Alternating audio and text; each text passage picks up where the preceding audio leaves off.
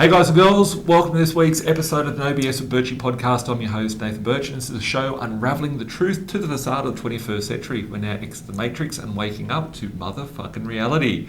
And today I have a special guest. We've got Pat Madden from the Investor Relations Hello team. there, everyone. Thanks, Pat. How are we? Whoa, we're wrecking the studio, right? Yeah. Technical difficulties to start already. off. No, it's all good. So today we're going to be talking about the psychology of building a large property portfolio. And for those that don't know who you are, right? Maybe if you want to give a bit of a background, what you do here at B.Invested sure. all that.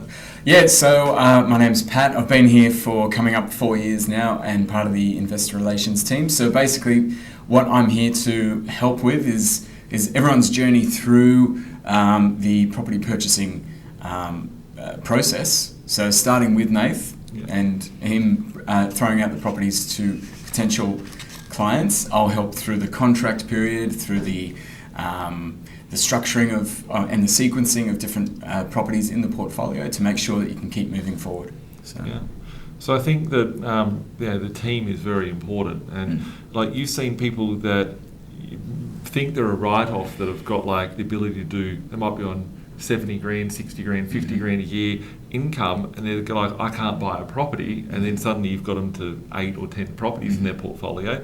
You've seen people that have had, 200 grand a year income that could do 20 properties in 2 years, but they end up doing one property in 5 years and pissing opportunity up against the wall. So I guess, someone that thinks they can't do much can do so great, right? And someone that can do so great doesn't do much. That's probably the great segue into today's conversation, right? Like there's little telltale signs that you've been able to pick up from 4 years of working with successful investors, and just putting it back, right? Like we always talk about that there's less than 20,000 people in the country with 6 or more properties, right? These people that you're working with on a daily basis, and I'm working with, they might come to us with no property. How many people would come to us? Let's say 100 people came to you. How many out of the 100 people would have a property to start off with, and how many people would be a first-time buyer? I reckon, probably 20-30% might have property. Okay. But the majority come to us with nothing. Yeah. So people coming to us with, just a deposit or a house that they live in, they want to pull some equity, whatever, and we're building them into 6, 8, 10, 15. Like we're creating the stats for the ABS, right? Australian Bureau of Statistics, and I guess looking at that, there's telltale signs of what makes a successful investor and what keeps people stuck. And maybe if you want to go through some of those things and share with everyone what you've experienced in the last 4 years. Well, just that general ratio of people that come to us with nothing is also an indication of the information that's out there currently. So if we go back, let's say 20 years, the great Australian dream of buying a house and working and paying it off. I don't think that's as relevant as it once was. People are now looking for, how can I use property to leverage what I earn so I can build my portfolio, build my wealth, and reap the benefits later on. I think a lot of people, about 7 years ago, I started making YouTube videos talking about financial markets, and I got away from the property so much and started talking a lot about the economy and the financial markets and all those sorts of things. And people are like, get in your lane, talk about property, Nathan, and I want to hear about all these other weird things. It's like, it's important to understand how the macroeconomics works out there, and people are catching on that it's not just a property game, it's the banker's game. And if you can understand how the banks work and how the financial markets work, people don't have a good relationship with debt, and getting that right mindset to understand how the debt works, to educate yourself. People think you go to school, get a job, go and pay off your mortgage and whatever. Paying off debt's the dumbest thing you do. You get a $1.5 million mortgage. You're going to have to earn all this money, pay tax on it. To pay off a $1.5 million mortgage, you have to earn $2.5 million, pay the tax on it, then pay out the debt, and then all you're doing is saving yourself 5-6% interest rate, but inflation's 7%, 10%, all that. So it's the great Australian dream, but understanding how that money works and having the right mindset behind it. And look, I don't think there's anything wrong with having goals and priorities for your family and buying a family home. I think that's a great thing to strive for. Absolutely. But I think more to the point is there might be a better way to get there. Yeah. I was speaking with someone just yesterday, and they had $60,000 saved. Their broker said that they could borrow $600,000. Yeah. And she's saying, and only because this is what's being put in front of her. Yeah. I can buy something for $600,000. Yeah. And I said, okay, well, let's think about this. That means obviously a 10% deposit. That means a very heavy mortgage to carry. Yeah. And I asked her, in the areas that you're looking, what are the rentals generally speaking? And she said, oh, look, probably around 550, 650, something like that. Yeah. I said, okay, no worries. Let's do a quick calculation. And the interest in today's world, which is probably about 7% roughly. Yeah. It would just blow her out of the water. Yeah. In terms of repayments, then you got your council rates, then you got your building insurance, because of course she was looking at a house, nothing else, because mindset. Only houses go up in value, right, Nath? I actually was talking to a client the other day, and there was two scenarios of this. One was a property which I actually went and filmed recently on my trip to Queensland, and it was a regional property, and one exactly the same in the same complex is for sale for 220 grand. We bought this thing for a guy for 100 grand a year ago. Maybe 3 or 4 people said no, they don't want it, and then this guy bought it.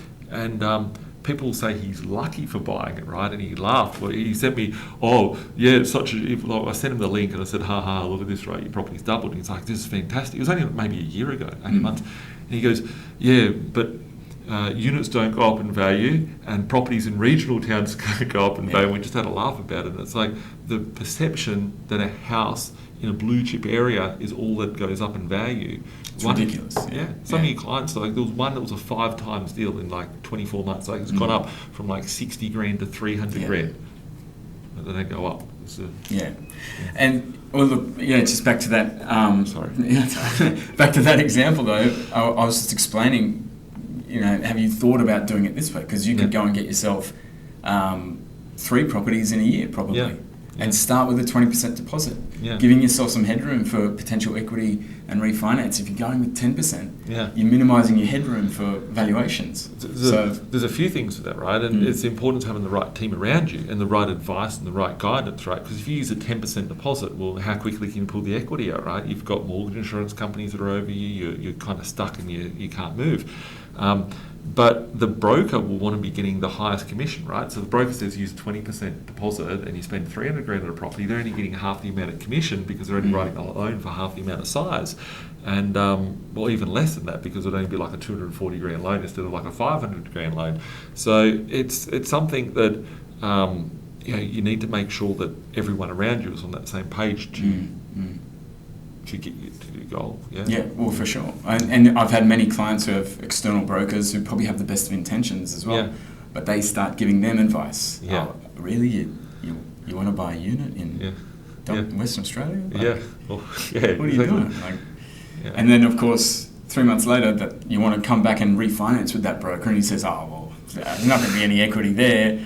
Really what he's saying is, I don't want to refinance for 50k loan for nothing, So I think there's a lot of moving parts, obviously, but what's actually, I'm going to ask you a question. What's your thoughts in terms of why our clients potentially don't see the value in units? You've been doing it for 20 years. I mean, they just don't know. It's an opinion. It's like. It's an opinion that's been placed upon people, and I think a lot of when people think units, they think, you go buy an off the plane thing. People do lose money on some properties because they bought them stupid, but it doesn't mean that foundation or the fundamental of it. And people don't really understand it. They think that the building goes down. There's all these people from the 90s and that the building goes down in value, the land appreciates in value. Well, they never talked about inflation, right? And inflation, the cost of building, you need to look at the fundamentals of it. To build a 2-bedroom granny flat is 200 grand now, right? To get a 2-bedroom unit, you need 50 people. Just think about it this way, right? And to build any property, you're going to need 50 people to come together, right? You're going to need an architect. You're going to need a town planner. You're going to need an electrician. You might need 2 electricians. You're going to need just to wire out the whole house, right? You need 2 plumbers, right? You need the concrete guy. You need the excavator guy. You need whatever, right? You need 50 people. Let's say, how much do they want to get paid just for their services for that, right? They're wanting 2 grand, 3 grand, 4 grand for a week, right? Or just to draw something up, right?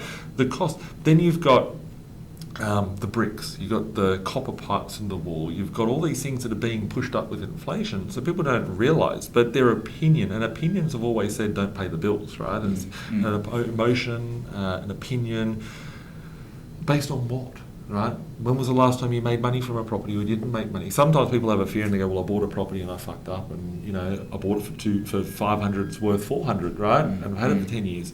But that's isolated because no, you did something stupid. You bought a property off the plan from a spruiker that's charged you that gets all the commissions and kickbacks and stuff. But it's identifying where did that feeling come from, and most people it's just an opinion, and opinions don't pay the bills. And I'm cool with that as well, because if everyone had 20 properties in their portfolio, you wouldn't have any tenants out there, right? So we need tenants, so keep that poor mindset, right? And the wealth mindset of abundance and growth and expansion.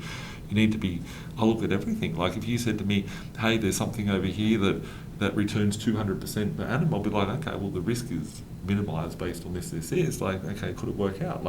There's opportunities everywhere, all around us. There's leases, land that's leased. I'd never bought one, but I'm like, hey, people make money out of that. They do things from it. Cool. Yeah. There's opportunities. So, I think it's just an opinion, and opinions don't pay the bills.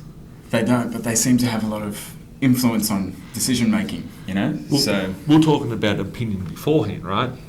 4 years ago, I just did a portfolio review with one of our clients, and we're laughing, right? Because his properties have gone up and they've doubled, right? They've doubled and tripled in value, and it's been 4 years. And I didn't even need to look at any forms. I just remembered the properties I bought this guy, and I was talking to him about it, and I was like, oh, this one here, you bought it for 110 grand, it's worth 250. He's like, I wish you shared, but the bank would share the same optimism as you do, because I just don't see it being worth that price. And I found this property, it's in a suburb called Eagleby in Brisbane, and it was a modern townhouse. I think it was a 3-bedder. And we paid $190,000 for it, and the cheapest one there is $450 for the same. Isn't in the same complex, right? And you saw the property, you overheard a bit of the conversation, and you looked up the property in the system. You're like, we paid $190 or whatever, and I was renting for $280 a week or $300 a week back in the time. It was positive at the numbers when we bought it, maybe $600 a week, $600 a year, right? Yeah. How many people? Let's repeat that. It was positive $600 a year. Yeah. Right? So if someone's coming to or searching for passive income, they get presented a deal like that, they're going to think, that's shit. Yeah, $600 a year. What am I throwing down 200 grand to get $600 a year back? But when you break it down, it's like, well, someone has to put in 50k deposit on that, right? And then that thing, he actually got equity from it to buy another one. He's got half a dozen properties, but they've all doubled and stuff. Like I said, let's double your portfolio today. Let's take it from 5 to 10. But if someone just had that property for 200, it's now worth 450. So you didn't just get $600 a year. You've got depreciation, which is a bonus. It was only 10 years old. Some poor bastard paid 300 grand for it beforehand, and people would be like, oh, it's gone from 300,000 to 200,000, it must be a terrible investment, right? Let's go buy one for 500,000. Yeah. It's like, no, someone's done their ass, that's where the opportunity is. But when we go and look at that property for 200 grand, it's now worth 450, right? So you could pull out 5 more deposits from that for equity, right? So you could pull out 5 deposits to go buy 5 more properties just from that one property. But that thing there was renting for 280. It's now renting for $500 a week, right? Yeah.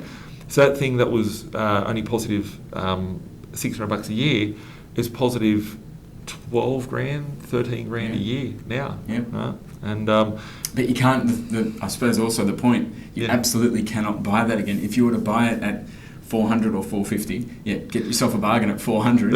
Buy it for 400, go 50k. And numbers don't stack up. No, it doesn't stack up. So I suppose that's what we're always trying to identify in different and new markets is that value. Yeah. Well, the 5 things that I talk about: the buy below market value, upside for capital growth, positive cash flow, neutral cash flow, even just neutral cash flow, buying below rebuild cost, and buying in an area where the income would service for that property to be able to double and triple. If you just follow those principles, you won't fuck up, right? You'll have a successful property experience to be able to get there. But people go, oh, well, I don't like it because it's a unit. I don't like it because it's in this location. I don't like it because it's not in my same street that I live in. And it's like, well, it's not enough cash flow. Yeah. Not enough passive income. Not enough passive income, right? And it's like, well, we've got thousands of people, right? Thousands of people, right? I used to buy 50 properties a month between Tweed Heads and the Sunshine Coast. 50 properties a month, right? All those people for like 10 years that I was buying in that sort of stretch, 50 of properties there. That's like thousands, right? People that have got 5, 10, 15 properties in their portfolio, they would have bought it and been like, oh, it's 200 grand, it's worth 250, whatever, it's renting for $300 a week. Doesn't seem that exciting, right? But now those investors have got them for 200. They might owe 150 on each property, but they're worth 600, and they're renting for $600 a week, and they're positive $300 a week. 10 properties at $300 positive today. There's $3 grand a week, 150k a year, right? Fucking retired. That's why we just say as it is. We don't care. Like all these people out there nowadays, and they've always been there, going, oh, do this, do that, do that, but it doesn't add up, right? These numbers add up. The strategy adds up. So, so a big... The fear emotion. The fear factor is massive because I think, I don't want to generalise, but my observation is that everyone wants everything now. Everyone wants that property on the Gold Coast or similar. They want it now, today, because they've seen the success already happen. And it doesn't happen like that. You've got to put in the hard yards in a way. You've got to kind of take that leap of faith. I got a beautiful text message the other day. I sent it into a little WhatsApp group that we've got, and it was a beautiful text. It was a new client that's come on board. They bought like 3 properties, and he goes, Nathan, I just want to thank you for all that you've done. I've settled on this property, settled on this property, settled on this property. You said rent between $340 and $370 per week. I just got $400 for that one. This one here, but this one we pushed it up by an extra $30 on top of the cash flow figures that you talked about. And we're just being conservative on our numbers because that's, we need to be. I don't want anyone coming back and, oh, you told me this, and we don't have those conversations. And I was like, it's fucking good, isn't it, right? And he's like, it is. And I said, what do you think of it? And he goes, it's hard to believe, right? Because the belief of it is like everything you told me would happen has happened, but it's happened greater than that. But the belief is like, I hadn't seen it happening. It's too good to be true, right? So I think the psychology behind people is that they haven't seen it. They don't know it. They don't understand it. And you might just be looking at one little aspect, right? Like, oh, it hasn't done this. It's like, no, we need to look at finance. We need to look at this. If you have a shit flimsy plan, well, everything's going to sound weak, right? So everyone always has to go back to their strategy and their business plan and go, does this fit in with my business plan? If it does, I should take the move. If it doesn't fit in there, I shouldn't take that move. But people, I think if they don't have their goals right, and if they don't have their goals right, they can't see the strengths and the weaknesses and do a SWOT analysis on your portfolio and yourself and a budget. It doesn't make sense. But if you can look at that, you need to look further and be like, okay, what's the risks that are attached here? If I make this move, how could I get hurt? If I make this move, how can I protect myself? Exactly. And I think as well, like, I often speak with people about, that $500,000 purchase price range. I've got a pre-approval for 500, 600, 400, whatever it might be. And that's fine. Of course, you can go and buy something for that level. But the other thing that's going to kind of diminish your potential is the fact that you are absorbing so much of your borrowing capacity. And your debt is now high. Your income from the property isn't as high as it could be if you were to break that down into 2 or 3 properties. I think that's what kind of cracked open your portfolio in the early days, right? I got stuck at like 7 properties. I got stuck at 7 properties because I was like, I'm only going to buy houses. I didn't want to buy a townhouse or a unit. I got stuck and I was like... Limited mindset, mate. Yeah, it was. I used to call them houses, right? Whenever anyone says, I want to buy 10 houses to me today, I'm like, I need to stop the conversation. We need to be careful of the words that we use, right? Because I was only looking at houses and I left units, townhouses and villas out of the equation. And then I was like, shit, I bought a villa and I was like, that thing's gone up so much within a month. I was like, another one came up for sale and then I bought that. I was like, hang on a second, I couldn't get a loan for a 200 grand property, but I got 2 at 130 and 140, that's 270, how'd that add up? And then I'm like, shit, my cash flow is growing. So we need to understand the bank's game that's there and work out, okay, how do I navigate myself through there? Because there's literally 100 different things that's going to make you successful or not successful. If you need to know all that shit. So. I think it's as well, like, we're pretty much giving the same information to all the clients that come through. Like, of course, there are different properties that are Everybody's suited. position's different. Everyone's different. Everyone is slightly different. But in terms of our strategy moving forward and kicking off someone's portfolio, it's pretty much Yeah. It's pretty much like all the same kind of advice to a certain degree, right? But when we say the advice, like we're not saying, okay, this person should buy a property, subdivide it, sell off the land. We're not saying this one here should buy a house and then do this. Like, we should build a house on some land. We're looking at, okay, what is your goal? How do we get you 100 grand a year? How do we get you 500 grand? It's scalable. Everyone's starting position is different, but the fundamentals, like, there's not many videos where there's hardly any where I've gone, hey, there was a patch where I built some houses and stuff, but it's like that comes with challenge, it comes with issues, right? And I look at it and it's like my strategy is to buy assets which go up with inflation. So you need to work out how's the bank going to give you the money so you can take those assets and take them through inflation. Yeah, that's right. So like the big thing for me, just back on like the passive income, of course everyone wants passive income. That's going to give you the ability to kind of live life on your terms, right? Yeah. So, but that's not going to come instantly, and you're not going to get that out of like 2 or 3 properties. So we need to think about, all right, what is your passive income goal? Is it 100 grand? Is it 200 grand? Whatever it might be. That's fine. Once we can identify that, then we have to knock it back and we have to chunk it down and say, okay, you're going to need 20 properties, for example. Yeah. Okay, great. You've got $100,000 to start with. You can get 2 properties. How the heck are we going to get to 20 within 2 or 3 years? Yeah. So that's kind of where it's super important to understand that the banks don't really care about what your passive income is. Yeah. They really couldn't care less. We all started from the same place, right? Come out of our mother's womb, and here we are, right? That's right. But they don't care necessarily that the bank that the property is giving you $50 after all expenses. They're looking at the yields. They're looking at like the gross percentages. Yeah. Right. So in this environment, if we've got 7% interest, and your properties after all the expenses are running neutral, I say to all my clients, like right now, you just got to buckle up. Like right now, if you're running neutral, you're in a great position. If someone's got $1 million mortgage, average person's got $1 million mortgage, their interest rate's gone up from 3% to 7%. That's 40 grand a year extra that they're having to come up with. They can't go and say, hey, tenant, go and put the rent up or whatever like that. We've got properties at 200 grand with 150 grand mortgage, and the interest rate has gone up 4% on a 100 grand mortgage. It's $4 grand a year, $80 a week. You put your rent up, $80, happy days. Easy to. The interest rates going up has set the stage for us to push rent $100, $150, $200. It's like it's better. That's right. So. And so it's cool to see that a lot of our clients, even in this high interest rate environment, relative to what it was 2 years ago. Yeah. But probably it's not relative to what it was 10 years ago. Or, exactly. When it was 9% or whatever it was. But our clients are still servicing at this level. They're still able to buy. They're still able to take advantage of the market, which is really, really cool. It's not like we're just taking a break and waiting for the time to be right. Well, just in the since we're filming this like 2 months into the year, since Christmas, right, we have seen the areas that we're playing in go up at least $50,000, right? A lot of the properties have gone up 50 grand just in this year. Interest rates are fucking rising, right? And the prices, 50 grand on 200 grand purchase, it's like 20%, 25% increase on the value. As interest rates are rising, imagine what's going to happen when the interest rates fall and those things become severely positive cash flow. Boop, it goes from 250k to 500k very comfortably. And that's literally what's happened in the last 20 years of me being an investor. I've seen it come and go. And like mindset, it's just the same shit that people have because they haven't done it.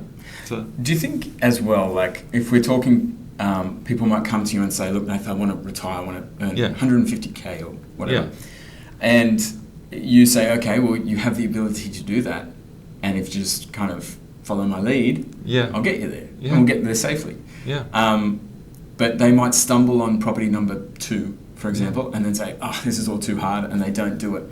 Do you reckon... Choose your hard, mate. Choose your hard. Well, that's true. Exactly. Adversity brings growth. What's harder, right? To work for another... 40 years, fucking see you later, go. Or is it just to say, all right, well, there's 20 years in Nathan's experience to show for it, or am I going to just keep slogging away at what I'm doing? So sometimes I feel like people's goals aren't actually refined enough for them to stay on track. They just think, oh yeah, 100 grand or that sounds good, but I'm not willing to actually do the hard yards. It doesn't mean enough to them. Yeah. They're not, like, if someone... I'll just make up in a scenario, right? I remember this when I was 18. I had this real hard-ass boss. That's why I hated fucking life for. I was like, I want to retire. I don't want to deal with this shit. I've got a hard-ass boss too. No, you got a good boss. But I remember him saying, like, if someone was like, I'm going to be very aggressive, he's like, every day he'd be in a meeting, he's like, if someone got a fucking gun and held it to the loved one's head and said, go get me, fuck, it was like, real heavy duty, like, sort of thing like that. Like, I can't get 100 grand a day. Well, if someone hold a fucking gun to your kid's head and you go get me 100 grand, you'll find it, right? You'll find it, right? So you weren't fucking motivated enough in order to go get it. So if people aren't motivated, they give up on their goals so wishy-washy, they weren't motivated in the first place. You've got to be fucking motivated. If you're not motivated by your own goal that you set, what's going to motivate you in life? Exactly. You're destined to be a loser. So, like, that just happens. So, like, a funny story, like, mate, if he's listening to this, I go to the gym, like, nearly every day now, and I'll go to the gym. I've got this mate, right, and I go there, and he's like half on his phone and shit, and he's like, come on, don't be harsh to me. Like, fucking go, do some weights or whatever, right?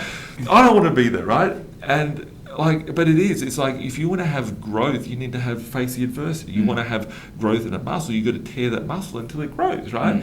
And as an investor, like, you're faced with adversity. Like, I didn't just wake up one day, I've got hundreds of properties, I don't know how the fuck it happened, right? It became facing demons, facing like different walls and challenges and different things along the way, and it's like, okay, that's fucked, but how do I overcome that? And like, people are going to give up on one or two, like, fuck, like, go rent and go and stay in a job for the next 40 years. Like, it's not designed for everyone. But it's not, yeah. But it's pushing through that, and that's what makes people great, is pushing through that. Yeah. And it's like, yeah. So for me, it's always, it's a cool thing to see. Like I was saying before, like, we're giving the same opportunity to everyone that comes to us, right? But it's a certain handful of people that take that information and take those properties, or take, the advice, or the take guidance. The advice, and they run with it and they do something with it. Yeah. So, and then there's other people, like you say before, that have all the ability in the world. Yeah. But they're like, I don't know about that, and then they just don't do anything. The funniest one is, we've got thousands of people that didn't do shit 2 years ago, 3 years ago, 4 years ago, 5 years ago, right? And they come back and, I should have done this, right? I would have been retired. I shouldn't have done that. It's like, well, that's fucking right. But what decision are they going to make today, which is going to be different than the one they made 5 years ago, right? They could just do the same shit. They know, but they're fearful. So I think that, like, some of it comes from pressure from, like, family, or some of it comes from ingrained thoughts, like, cash is good and debt is bad, or, houses versus units, or whatever the case may be. So some of these things are really deep-rooted, like, challenges people have to overcome. But it's like, other people are fucking making money, right? Other people are doing it. If you don't want to do it, then don't fucking do it. Don't waste your time. Go watch Netflix. Go watch Married at First Sight. Go fucking waste your life. Go do whatever, right? I'm getting all passionate now, right? But the thing is that if you do want it, go take action, right? They're like, I bought a property, it's wrong. It's like, people do make mistakes of buying properties, but if you can remove all the risk from it, everything's about taking the risk off the table. That's the goal, is to remove the risk. And if you can remove as much risk, it's like, well, now I can make a chess piece. And I think over the years, people have probably thought I've been hasty with decisions. So if me just go, okay, yeah, done, I'll do it, right? But people haven't seen that I've checked out the whole chessboard, right? So the only time you speak is when it's time to say checkmate, right? You don't need to talk on the board, right? It's like, you just go, okay, everyone's fucked you, bang, take that move. Yeah. And it's like, what move are you going to make, and what moves do you have, and are you going to do it? Because if you don't, someone's going to come and take your piece, right? And that's the opportunity on the chessboard. We were talking before, and I don't even think you realised it before we came in, and you were telling me about one of your own personal properties that you've got in your portfolio, and you're like, oh no, like, fucking property manager's covered and the rent's got up to $800 a week. Can you share that with me? Like, with everyone? Yeah, sure. Sure. So I've spoken about this property before. It's in Birchy. It's good to have an update for everyone. Yeah, sure. All right. So bought it for $460 in Brisbane. First of all, it refinanced literally days after. Yeah. What, so like 460? What 460 it refinanced for $615, like within 7 days. So I don't want to set the standard or the precedent that always happens. It didn't happen all. You got heaps of properties, and it doesn't happen all of them. But it's just But it was a strategic move from Zinger's advice, and so that was cool. But at the time, and we're talking in, when was it? 2022, June 2022, I'm pretty sure we bought it. Yeah. So it's about 18 months now. So it was renting $520. So it's a shit return. It's not great. $460 renting for that, but you got the equity out, right? So you didn't like you sacrificed the cash flow. Honestly, I didn't care. But also the yield was like 7%. Yeah. And the bank only needed C6. Yeah. So it was renting for $600. Now what happened? $520 when I bought it. $520. Yeah, sorry. 6 months later, went up to $620. Okay. Then that tenant moved out. Then it went up to $700 to what the person is, the current tenant, $700. Now they're moving out after 6 months, and the property manager came back and said, "Well, we can get $800. Like, no worries." So how positive cash flow is that now? 10% yield, Brisbane CBD, property's worth $800. You know, renting for $800. So if someone's to buy it today, it'd be a shit yield of 5%. Yeah. But you've now got it at a 10% yield, depreciation below rebuild cost. Yeah. It's doubled in value. How many people got sent that deal before you got sent it? Probably half a dozen at least. So our investors go, it's too risky inside. It's in a high-rise complex. It's this. It's that. Strata. Which is not. Strata. I mean, it's in comparison to what the rent is bringing it. Doesn't matter. It doesn't. It's irrelevant. Yeah. You know. Yeah. So that's another thing that sometimes throws people off balance. Oh, the strata's too high. Or it might be a $4,000 strata. I'm really looking for a $3,000 strata. Yeah. Do you remember that time you came into my office, right? You're going to laugh when I say it, right? I had a client buying a house, right? And he was meant to exchange the contract on Christmas Eve, right? And I said, you go unconditional, right? And it was Australia Day, and you came into my office, and you had the client on the phone, right? And you said to me, hey, I've got the client on the phone. He wants to know if you can order a pest builder report, right? I said, is that thing not fucking exchanged? Did I not say that? And I said, get fucked, I'm not doing it, right? Yeah. I said, this is offensive, right? You think you're going to pay me a fucking buyer's agency fee to buy a property, and I find it offensive that I've given you a property for $370,000, it's worth $500,000. Now, the agent thinks I'm a dickhead, I've probably lost the deal, and you just cost $150K on the thing, right? What did I do after that? You bought it yourself. I bought it myself. I took a video of the brother thing. I said, some fucking person didn't buy this thing, right, under my advice, right? And there was like about 5 or 6 people that didn't do it. And it's like, they didn't do it, right? This thing's now, I've got offers on the thing for $800,000. That was only 18 months ago, right? Yeah. Same thing. When people go, your property's Birchy, you must get all the... I just get the junk. I literally get the junk. It's like you say no, it's like, I'll fucking prove you ain't to make money, right? And well, it's like with the other deals that I have, it's only because people said no. That's the only reason why I ended up with it. It's not like we have first dibs on it. But I think as well, like this isn't like a conversation about us being right or you being right or anything like that. No.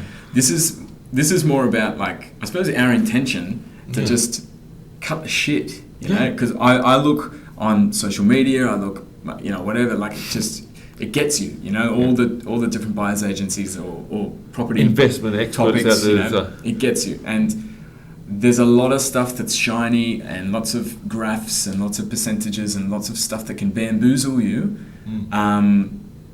But what we're doing is value investing. Yeah, it's value, and we're looking for the value, and that is it. Yeah. I was talking to an investor this morning actually, and he just bought 2 properties, and I said to him in our map session just before Christmas, we'll get to 10 properties in 2 years was my strategy for him. And then when we spoke today, I was like, I'll get you 10 in the next year, right?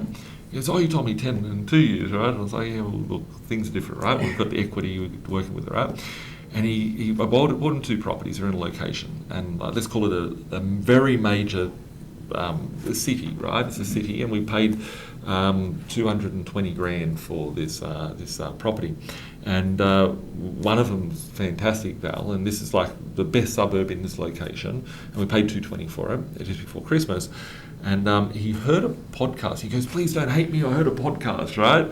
And I was like, go listen to whatever, right? And he goes, I was a bit concerned because in that suburb, this person was an expert on it, and they looked at that location and said, well, that's a great location to be buying in, but I'd only buy in this pocket and not that pocket because that's had a decrease in purchase on values of 20%. And I'm thinking, fuck, 20%, where the fuck has fallen in 20%? We know specifically this location, right? Specifically this location, things in the last 6 months have gone up like $100,000 there, right? and this specific suburb is the best location. 2 of your colleagues used to live there, right? It's a suburb, if you get any indication of which suburb, right? That specific suburb, right? And the thing, there's nothing under 280 in there. It's a 2 better, 280 is the minimum price. And I was like, how could someone be spitting out this information? It was on a podcast, and I was like, I actually like the person's podcast. And it is massive respect for the guy that has the podcast, but it's like a guest that he had on was saying all their expert advice of this suburb. I'm like, nothing resembles that. Like, I don't know where this number's being pulled from. But all these so-called gurus that are out there, they don't know. In the 90s, it was like Eazy-E and Dr. Dre, right? And they bagged at Dr. Dre because they called him a studio gangster, right? Because here he is rapping that he's a gangster, but he's never pulled a trigger on a gun, right?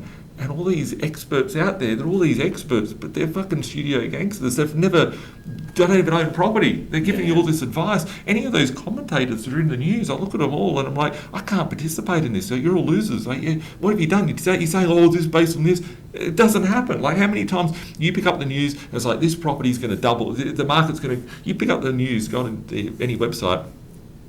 In the morning, the same publication will have that property prices are going to double this year. In the same afternoon, the same publication has that they're going to fall in half, right? So you're going to get bipolar looking at it, like, oh, what's going to happen? And it's like, I always think, like, where is the objection coming from? There was a guy, someone about 5 years ago came to me and said, hey, there was an article on a current affair, the house price is going to fall by 30% or 40% or some shit. And I was like, I've heard all this beforehand. I watched the article, Googled the guy's name, found out a bit of information about him. And I found out that he was a hedge fund manager from the US, and he actually short sold the banks, right? So he shorted the bank stocks, created all this fear going in the media, doesn't even own any property, and all these few people are talking about, oh, the property's going to fall 40%. Some dude on the TV, because he's got some credibility, sat in front of a camera and shoot something. And he doesn't even own any fucking property. He's not even an Australian. Yeah. Right? So there is a wash of information where people are getting the information from. What are you absorbing? It's like, what are you absorbing? What are you taking in? And what are you taking in, and who are you taking it from? Kind of thing. So, I think there's a lot of information from even a few years back that hasn't aged well. Yeah, you know, like I think it's not an active client, but someone who follows us on social media. Yeah, they sent me a podcast. Yeah, and said, look, I get what you guys. I suppose I get what your strategy is. I understand it. I see where you're coming from. But here's a podcast, and it kind of goes against everything that you're talking about. And I listened to it, and they're talking about the fact that there's a rental shortage. There's oversupply in the rental market. Certain markets are going down. Now, this podcast was recorded in 2020. And it has not aged well whatsoever. These guys were very passionate about it.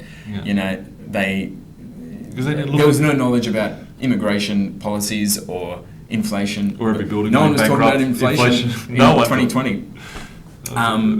And it was just interesting to even just hear it. Like, you know, you've been pushing on with your strategy for 20 years. Yeah. And it's not like the sky isn't going to fall in with the property market. He's going to be ups and downs always. I've heard of it. Yeah, I've heard it for 20 years. 20 years, interest rates, this, interest rate. I retired in the GFC in a fucking recession. And I'm going to tell you what, right? I'm going to put it on the camera. All of our clients that have built their 5, 10, 15 property portfolio, right? They're going to be in a position. Let's say someone's got $3 million worth of debt, right? And all these people, like, the opinions and fears that people have are valid in their head, but they've only got partial information, right, to have that opinion. But when you look at it bigger and bigger and bigger and take a step out, it's like these videos of Earth, and you like zoom out, it's like, wow, we're in a Milky Way. Oh, it's here, right?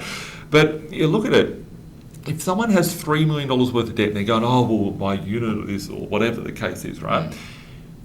Let's say someone's got $3 million worth of debt. If the interest rates were to fall by 4%, right, and go back to where they were a year ago, right, which is going to happen, what is going to cause that to happen? A massive recession, right? And you're going to have all these people fearful, oh, we're in a recession, I better fucking sell everything, oh, it's corona, I better put a fucking bag on my head, whatever, right? So we're going to have a recession, and everyone's going to be fearful of a recession. They're going to do fuck all, right? But in the same time, the macroeconomics of the interest rates going down, stimulus packages happening, it's going to cause the next stupid bubble, right? So if someone's got $3 million worth of debt and interest rates drop by 4%, 4% of $3 million is 120 grand a year, right? So anyone who's just got a neutral portfolio today and $3 million worth of debt and the interest rates drop by 4%, they're suddenly going to be able to retire with 120 grand in their fucking pocket each year. Yeah. And that's with no rental increase. That's just as it is. As today. It is. If the rents go up and then their properties go up, and then they can sell off some of their properties and pay out all their debt, they're going to be even miles ahead. Yeah. But you're going to have all these people, they're going to still sit there on the sideline and go, oh yeah, but that person was lucky, or you can't do it today, or whatever. It's like, it's a mindset, and it's like, which way do you look at it? You go the recession. Like, I fucking would love a recession, right? Every country's falling in recession. It's just a matter of time. You want your interest rates, well, you've got to have the pain to get the fucking interest rate, right? That's it. But the opinion is going to happen. It's like players come, players go. It's like it's a cycle, and it's like it's happened for hundreds of years. And, yeah. So it's being in the game. It's being prepared for, what's around the corner. Yeah. You've got to position yourself. You can't. You certainly can't sit on the fence and do nothing. That's not going to change your life. Nothing changes. Nothing changes. Yeah. But positioning yourself in a confident spot. That your portfolio that you're comfortable with, pushing forward, pushing the boundaries. Like, you don't have to go crazy. Yeah. Like someone, 330 properties or something. But like, go to a point where you're confident with it, and you should always be pushing it. You're not gonna you got to be uncomfortable to get to a comfortable position later on. You're not gonna if you're comfortable forever, you're gonna end up being in a bit of trouble later. Like if you're a lazy person, you sit on the couch all day, at some point in your life, you're going to be fat, or you're going to be unhealthy, or you're going to, I don't know, develop some disease or something like that. Your actions are going to have the outcome. And I think adversity, I've looked at it every time that someone has a growth or a breakthrough. I'm not trying to sound like Tony Robbins here, right? But the adversity brings upon growth. Of course. That's what it is. It's like facing that shit and going, okay, I'll come through it. But most people go, oh, it's too hard, I'm going to go over here, right? Yeah. And it is hard. Yeah, it is. It's challenging. You're going to have all sorts of different, like we say, different opinions, different thoughts, different fears, different, all that stuff is a part of it. It's not an easy journey to get to 15, 20 properties, but it can be in terms of how you think about it. Like, why is it that I've got, I don't know, probably a dozen clients that have more than 20 properties. Yeah. And they didn't start with $500,000. Started with like 100 grand and a fucking dream and a hope and wish 2 years ago. But why is it that I've got other clients that come to us and they say, I've got $1 million. I say, great, we could probably do something. Yeah. And they don't do anything. Because all in their head. Right? So it's the same information, but you give the same information to two different people and you get two completely different outcomes. There's a saying out there. I saw it years ago on Instagram Reel or something, and it's like there's two kids, right?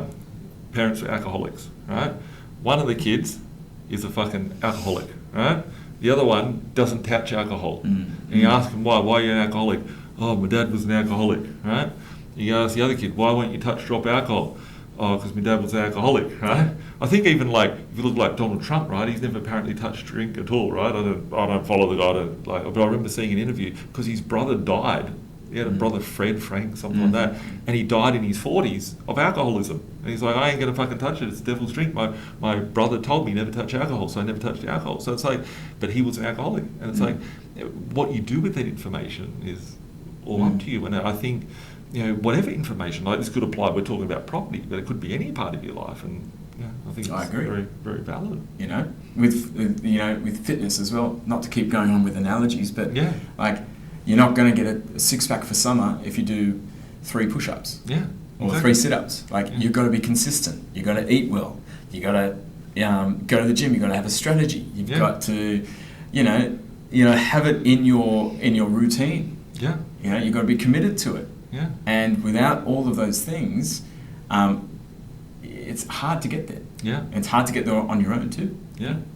You have a good coach. You got a good coach. You got a good strategy, right information, source that stuff out, and the results will come. So I think there's a good little wrap up there, right? If you want your own coach, your own team around you, and you need help.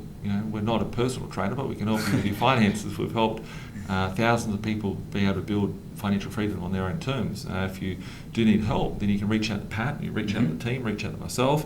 1300 367 925. Email us at admin@binvested.com.au. If you'd like, I think it might be just maybe we could put a little description and book a chat with Pat if you want. There you go. Book a chat with Pat. There you go. Book a chat anytime. Have a chat with Patrick. It might be a link in this description. But if you like this video, you want to see more of the content, leave us a comment below. Share it with your friends and family, and you can check us out every Thursday at Spotify, Google Play, Apple Play, Apple Play, Google Play, and YouTube. We'll catch up shortly and see you next week. See you guys. Cheers. Bye for now. Like Bilal said, man, we stuck in the matrix. This my advice, don't care if you take it. The dollar about to die, soon to be hyperinflated. This my 2 cents, don't care if you save it. Join beat the